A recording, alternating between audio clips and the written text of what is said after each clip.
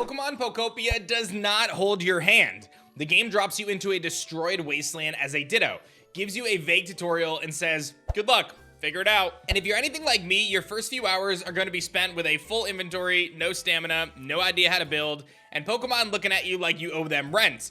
But it doesn't have to be that way. My team has put in the hours so you don't have to suffer through this learning curve. These are the tips, tricks, and mechanics that Pokopia does not explain super well, and knowing them from the start will save you hours of frustration and turn you into a master builder from day one. Who remembers the Lego movie? What's going on, A-Drive Army? I am super stoked about Pokopia. We're gonna have a ton of content on the channel, so make sure you guys subscribe so you don't miss out on our epic Pokopia guides. This is the single biggest misconception people are gonna have going into Pokopia, and I need to address it right now. Pokemon do not evolve in this game, period. If you befriend a Charmander, it will always be a Charmander. It's not going to become Charmeleon. It's not going to become Charizard. Those are three completely separate Pokemon that each need their own specific habitat to attract. The game treats every evolutionary stage as its own individual character. If you want an Ampharos, you can't just level up your Mareep, you need to build an entirely different, higher tier habitat that specifically attracts Ampharos. Same with every single evolution line in the game. This changes how you plan for everything. Instead of thinking, I'll just evolve this Pokemon later, you need to think, what specific habitats do I need to build to attract the evolved forms that I want? It makes the Pokedex feel much bigger because you're actively hunting for 300 individual Pokemon, not evolving a smaller pool. Which is, by the way, one of the craziest things. There are 300 Pokemon in the Pokopia Pokedex. Each one needs to be found and befriended on its own terms. Wrap your head around that early and you'll plan your island way more efficiently. Also worth noting, and I'll talk about this in the end of the video, there are more Pokemon coming than just this original 300. The very first wall you're gonna hit in Pokopia is your bag. Your starting inventory is tiny, and you'll fill it within the first few minutes of playing. You're picking up sticks and stones and leaves and berries and your crafting materials, and suddenly, you can't carry anything else. I know this is like the most frustrating thing for my 7-year-old daughter playing Animal Crossing right now, so we've got to emphasize it here. Here's what you need to do. Your absolute first priority is rebuilding the Pokemon Center and getting the PC shop up and running. Once the shop is open, you can buy the packing tips immediately. Don't buy cute furniture, don't buy decorations, buy the bag upgrade first. There's another item called the handy bag that is also worth snagging. It gives you a Minecraft-like row at the bottom of your screen for quick swapping items. More bag space means fewer trips back to your base, which means that you're spending more time actually building and less time running back and forth with full pockets. The packing tips upgrade becomes available as you raise your environment level in each area. The first one unlocks at environment level 2 in the Withered Wasteland, which happens naturally through the story. In the meantime, build storage boxes and scatter them through your build areas. Drop off materials you don't immediately need. Think of them like they're deposit stations. It costs just 1 lumber to make a storage box, so they're cheap and essential. This is the single best quality of life trick in the game, and it is barely explained. Place a storage box directly next to your workbench. When they're touching, the workbench will automatically pull crafting materials from the storage box. You don't need to carry everything in your tiny personal inventory just to craft. Dump all your raw materials, sticks, stones, lumber, leaves, etc. into the storage box. Walk over to the workbench, craft whatever you want, it pulls from the box automatically. This one trick will completely change your workflow. Set up a storage box and workstation near wherever you're actively building. You can have multiple workbenches too. They only cost 2 stones each, you just need to buy the recipe from the Pokemon Center. Put crafting stations in every area you're working on and your efficiency will go through the roof. Every move that your Ditto uses costs PP, or power points, and PP is essentially your stamina bar. Run out and Ditto gets tired, slows down, and can't use his abilities. This will cripple your productivity if you're not managing it well. There's 3 ways to recover your PP. First, you can eat berries. Headbutt berry trees by pressing A near them. This costs 0 PP, so you should never walk past a berry tree without shaking it. If the tree looks dried out, you can use water gun to revive it, and you've just created a permanent food source. Always keep berries in your inventory. Secondly, you can visit a rebuilt Pokemon Center. The healing machine inside fully restores your PP for free, so this is your fallback when you're completely drained. Third, once you hit environment level 3, you can buy the PP up item from the shop. It permanently increases your maximum PP pool, requiring 4 berries for max instead of 3, so it seems like it's about a 33% increase. It's also worth noting that all of Ditto's moves draw from the same PP pool. High cost moves like Rock Smash drain it fast, mix in cheaper moves and plan your building sessions so you're not running on empty halfway through the project. The order you befriend Pokemon actually matters a lot because of the moves and specialties they teach you. Bulbasaur should be one of your first friends. It teaches you leafage, which allows you to grow grass and plants. Grass is the foundation for most early habitats, so without leafage, you can't attract new Pokemon efficiently. Bulbasaur also has the grow specialty for speeding up plant growth. Squirtle teaches you Water Gun. You'll need this to water out dried plants, revive trees, create tall grass when combined with leafage, and fill in water features. Between Water Gun and leafage, you can start building habitats immediately. Scyther is your chop specialist. You'll need Scyther to turn small logs into lumber, which is required crafting material for tons of recipes, including the storage box we just talked about, and much more. Without Scyther, you can't make lumber, and without lumber, your crafting options are extremely limited. These 3 Pokemon unlock the core gameplay loop. Get them early, and everything else will fall into place. Building is the core of Pokopia, but the rules aren't super obvious.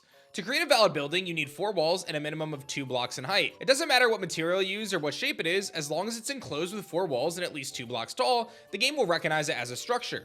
To turn that building into a home for a Pokemon, you need at least 3 pieces of furniture inside. Once you place 3 items, you can invite a Pokemon to follow you and assign them to that house as their new habitat. Here's the big brain move. Once a Pokemon has been assigned to a new house, their original habitat is freed up.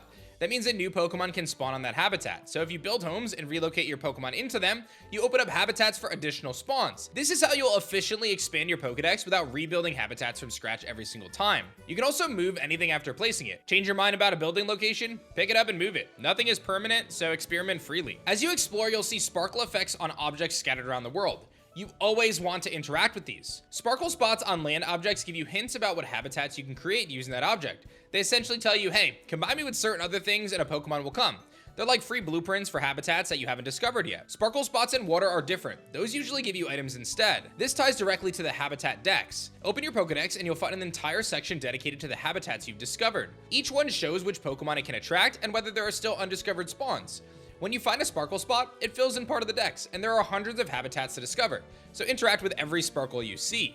Next, we've got a power user trick that most guides aren't covering yet. Open your Pokedex with the plus button, go to the habitat dex section, and press Y to bring up the filter menu. Keep registration set to full, but then tick only in this area. This shows you exactly what habitats you discovered for your current area specifically. If a habitat has a green Pokeball icon next to it, you found everything there.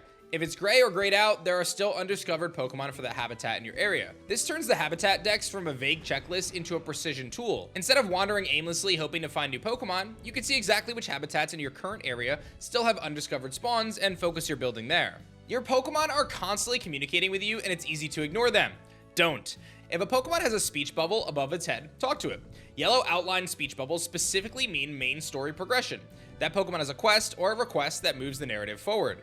These are your priority if you want to unlock new areas, recipes, or features. But even Pokemon without speech bubbles are worth chatting with. Talk to any Pokemon and ask their comfort level, and they'll straight up tell you what they want. I wish it was brighter here. I want something warm nearby. They'll give you direct hints about what furniture or items to place in their habitat. This takes the guesswork out of raising comfort levels. Pokemon will also give you random gifts or resources, crafting materials, sometimes rare items, just for talking to them. It's free stuff for being friendly. There's literally no reason not to talk to every Pokemon you walk past. And comfort matters because each Pokemon's comfort level directly feeds into your overall environment level, which is the progression system that unlocks new shop items, new areas, and new content. Pokopia runs on your Nintendo Switch 2's system clock. Whatever time it is in real life, that's the time in game. So if you're playing at midnight, it's nighttime in Pokopia. This matters because certain Pokemon only appear at specific times in the day or at certain weather conditions. If you're playing exclusively at night, you might be missing daytime only spawns entirely. So check the habitat dex, it'll show you the time and weather requirements for each Pokemon. If your real life schedule doesn't line up with when you need to play, say you work nights and you can only play during the day but need nighttime Pokemon, you can manually change your Switch's system clock in the settings. It's not cheating, it's time management, just remember to change it back when you're done. Weather also cycles naturally and affects spawns. Rain, sun, and other conditions all trigger different Pokemon appearances. Pay attention to weather shifts and check your habitats when conditions change. This next one catches people off guard and I was blown away when I saw it. Certain furniture items, lamps, lighting fixtures, and power items require electricity to function. They're not just gonna work on their own. You have 2 options for power. You can station an electric type Pokemon near items that need juice, like Pikachu, Mareep, Voltorb, or any electric type will do, or you can build dedicated energy sources like windmills and run power lines to distribute electricity. If you're planning on building with multiple electrical fixtures, think about your power grid before you start placing your items. Running power lines after the fact gets pretty messy. Plan the layout, place your power source, run the lines, and then add your fixtures. Your Pokemon that need bright or illuminated habitats will thank you. This next tip is a quick one, but it saves a shocking amount of time. When items are scattered on the ground, people press Y to pick them up one at a time. That's pretty slow and tedious.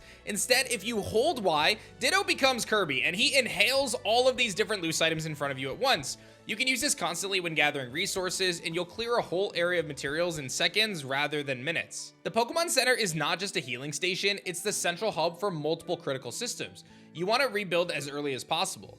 To unlock the rebuild quest, you'll first need to build a leaf den and furnish it. Then talk to Charmander and Professor Tangrowth to get the Ditto flag. From there, you'll get the request to rebuild the Pokemon Center. You'll need 20 lumber, which means you need Scyther for Chop specifically, plus all the other materials and 8 Pokemon helpers, including one with Bulldoze. That Bulldoze Pokemon is Onyx, who you'll need to rescue from a cave as part of the story. Once the Pokemon Center is rebuilt, you'll get access to the healing machine for free PP recovery, the PC shop where you can buy bag upgrades and key items, a 3D printer that can duplicate items, and the Pokemon with the trade specialty that will set up the shop offering exchanges. Every system upgrade in the game flows through the Pokemon Center, so prioritize it. And this is especially important because of the first event happening very soon. Pokopia's first limited time event is called More Spores for Hoppip, and it runs from March 9th to March 24th. This will be the only way to get Hoppip, Skiploom, and Jumpluff in the game. They are not available outside of this event window. During the event, special cotton spores will appear throughout your world. Collect them and exchange them for picnic-themed furniture items. You can then use those items to create the habitats that attract Skiploom and Jumpluff. So Hoppip comes first through the event itself, and then you'll use the event rewards to build habitats for its evolutions. It's critical that you'll need a rebuilt Pokemon Center in at least one of your towns to access the event. If you haven't done that yet, that is your priority for the next few days. Get your Pokemon Center up and running before March 9th so you do not miss this event. It's also worth noting that the event is not going to work on Cloud Islands, the online multiplayer areas. It is for the main game only. This confirms that Pokopia is going to be adding Pokemon through timed events going forward. If you miss the window, those 3 Pokemon may not come back for a while, or ever. This is the kind of thing that makes day 1 players feel special, so don't sleep on it. 2 final things. First, there's a free mystery gift available right now that gives you a Ditto rug for your in-game home. This runs until January 31st next year, so you have plenty of time, but grab it so you don't forget. Secondly, the full Pokopia Pokedex has 300 Pokemon spanning all 9 generations, from Kanto classics like Charizard and Lapras, all the way to Paldea newcomers like Tinkaton and Goldengo, plus the peculiar variants unique to Pokopia. Professor Tangrowth, Pikachu, Moslack, Smearguru, and there's even a Tinkaton one. And don't forget DJ Rotom. With events adding new Pokemon, weather, and time of day spawns, the hundreds of habitats to discover, completing this Pokedex is going to be a journey. But now you know the tools on how to get there efficiently. Build smart, manage your PP, upgrade your bag, talk to your Pokemon, and get that Pokemon Center up before the Hoppip event drops. Pokopia is the real deal. The reviews are incredible. The gameplay loop is addicted, and I am going all in on this game. I am streaming today, habitat guides are coming, full Pokedex tracking, community island visits, we are doing it all. If this video helped you out, make sure you guys hit the like button and subscribe. We're going to be covering Pokopia for a long time. This will be a mainstay on the channel. Stay shiny, A-Drive Army.